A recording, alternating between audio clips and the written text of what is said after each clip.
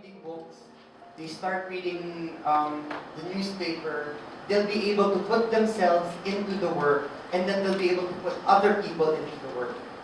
Yan yung power ng poetry, especially when you start them young. Next one is by Mary Ann Hobart. Mary Ann Hobart. Growing. The grown-ups say I'm growing tall, that my clothes are growing small. Can clothes grow small? I always think that things grow big, or else they shrink.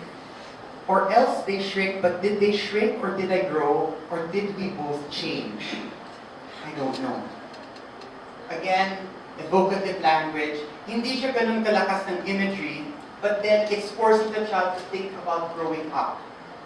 And but again, instead of just saying growing small, he uses the word shrink. So all of a sudden, may vocabulary na nangyayari when you're dealing with your child. You use the word small and then shrink. And then tall and big. So all of a sudden, there's already a sense of vocabulary going on. And again, the thought process.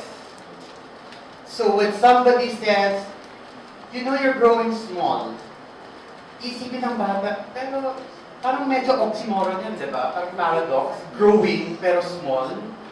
Paano yun? It already opens up their vocabulary, it opens up the way they use language. It's a powerful tool. And then, ito yung magandang line, napaka-philosophical eh. But did they shrink or did I grow or did we both change?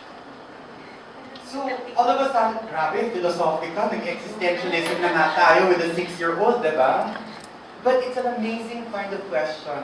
And that kid will probably be thinking about this until they're like 14, 15. Ang ganda. And yung sagot, I don't know. Wala eh.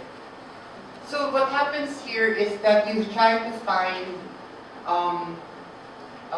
if you're having trouble getting, my suggestion or takeaway is that if you're having problems getting your children to start reading, poetry is a good thing to start. And even if they already love reading, because I'm a poet and I'm trying to become a poet, etc., I urge you also to get your children to love poetry as well. Because there is so much that they can bring with it. And even if they don't become professional poets, it becomes an outlet for them. Asking them to make riddles, asking them to talk about their feelings but not directly, allows them to have a voice without having to expose themselves. For example, if they're scared to talk about things. When it comes to art therapy, it's something that I'm getting into very soon, using poetry as a means of art therapy. It's very, very helpful because it allows people to talk about what they feel without having to actually say the things that they're scared to say aloud. It's a means to an end. As Irina Bautista says, it's one way of saying one thing but meaning another. And so yung takeaway na lang, the power of poetry is the brevity. Another thing that Cyril Bautista said is that poems are the shortest way to say something completely. He told it to us. When we were learning how to write poetry, we were writing poetry, and he goes, do you need this line? Take it out. Kasi nasabi mo na yan in 2 words eh. Nag-expound ka lang masyado. Make it short, make it simple, cut it down. Pag if it's too much, poetry is never excessive eh. That's why it's always so short. Kasi nasasabi mo na lahat in the smallest forms. So when you see poems, kasi may mga poetry dyan, you see poems that are 4 pages long, that means dapat ang laki ng pinag-uusapan niya. That was the shortest way for them to talk about it. So that's the power of poetry because it's short. It packs a lot up. Ang dami niyang nasasabi in such a small, short space of time. In so many words, ang dami na niyang sinasabi. And that's something you'd want to keep doing for other people. I mean, and then that's one way to also entice more readers. Kasi I have 5 minutes, anong gagawin ko? I'll read one poem. Kung sobrang magaling yung poem na yan, you'll be thinking about that for the next 30 minutes, for the next hour, for the next 15 years. Alam mo yun? One poem.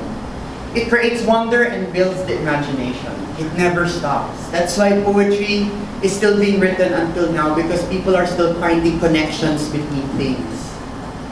biglang lightning has been already changed for luck. People have said lightning is like luck, lightning is like love, my relationship is like a lightning bolt, parang mabilis lang, flash of light, tapos wala na. Yung mga ganun, di ba? May mga ganun, and it just keeps going on and on. It keeps building, it creates wonder and builds imagination. It helps us from becoming too literal. And then it builds a love for language and words, na hindi lang tayo magiging normal sa pagsasalita.